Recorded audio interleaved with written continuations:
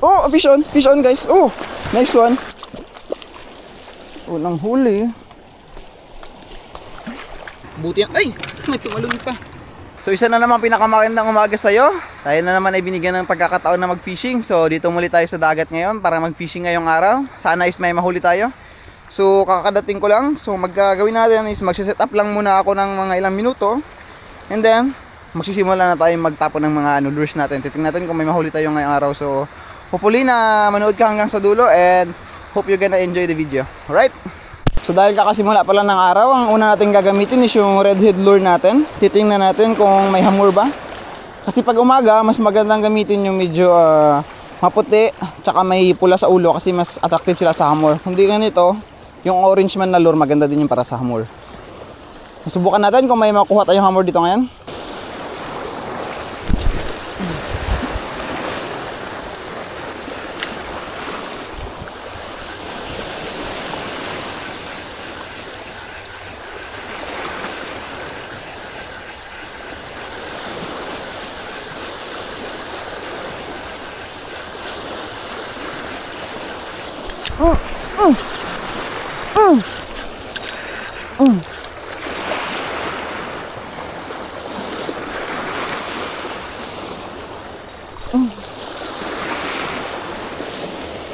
Unang sabit.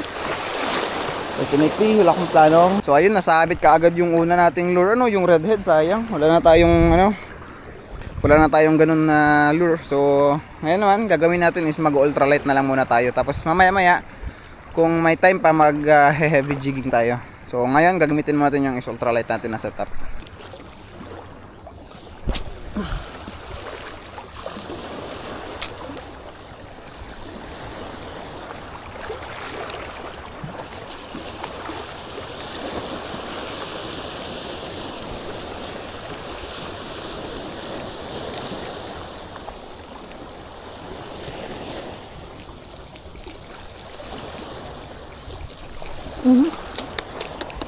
Sarap ng talon nila.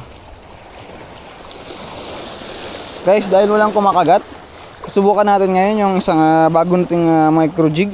Rainbow siya, na may green. Tingnan natin kung may kakagat sa ganitong naman dito, jig.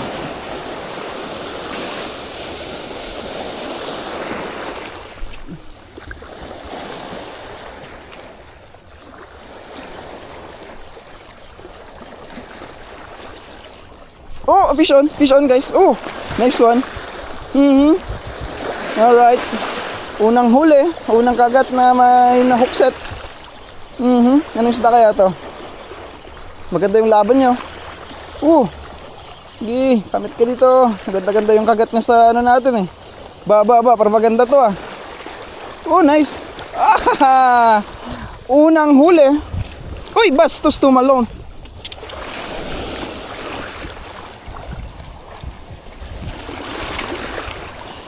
Ay nako. Ay naputol. So natanggal niya yung hook natin. Naku, pangit yung split ring natin. So mayroon na sana tayong huli kaso hindi ko na malayan, pangit pala yung split ring na nalagay sa natin. Sa jig natin, papalitan na lang natin ng ng split ring tsaka yung hook kasi kung sigurado gagamitin din natin yung isa, matatanggal din yun, sayang. Kaso yun, nakawala yung natin eh. Una nating huli, nadala yung nadala yung pati yung split ring tingnan nyo. Sayang, ay pati yung hook pala, So kailangan natin mag-upgrade ng mas malakas na split ring tsaka hook. So dahil naputol yung natin kanina guys, yung split ring natin, ito in-upgrade ko siya kaso medyo overkill naman. Masyadong makapal yung nalagay ko na split rings. Pero ito, ang assist hook na to is handmade ko lang, ginawa ko lang kagabi. Kasi wala na akong assist hook, pero medyo malaki siya. Pero susubukan natin kung may kakagat pa rin sa ganitong setup.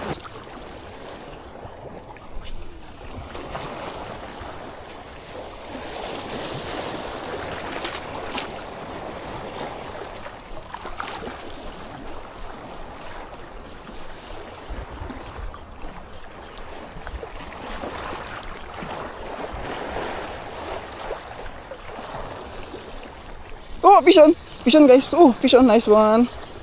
Isang, kaya to? Uy, natanggal na naman. Ano nangyari ngayon? Hindi siya na-hookset talaga siguro. Kana pala.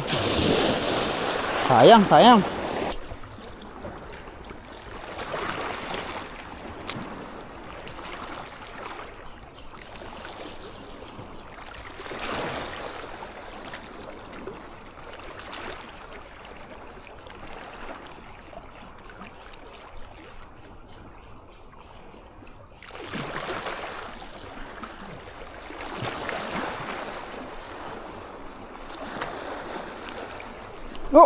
Ay ka, fish on, fish on,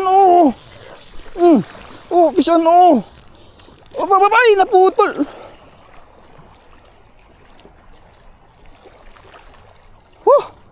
Ang laki nun. Naano sa mukha niya. Sayang.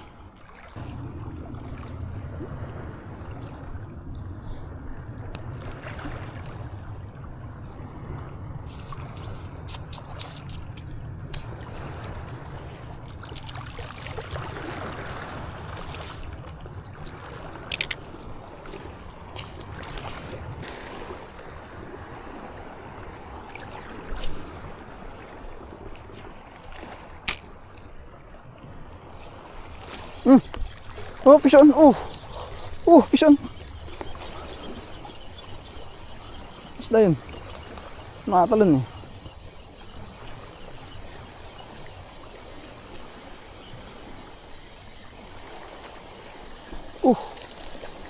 Anong isda yan? Uy, barracuda. Unang huli. So akala ko kanina guys, uwi tayong duguan, ano. Buti yan. Ay! May tumalon pa. Yun. Buti na lang, may kumagat pa na ano. Na isang barakuda. Tingnan nyo. Good size na din. Pwede na yung iuwi. Akala ko wala na talagang kakagat eh. So dahil ito lang yung huli natin malaki, uwi natin to sigurado, ano.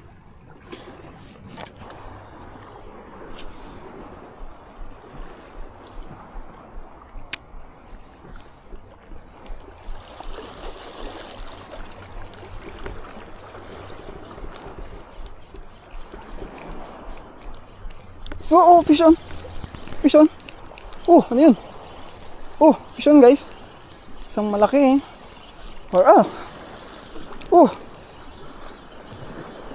Lapis yata.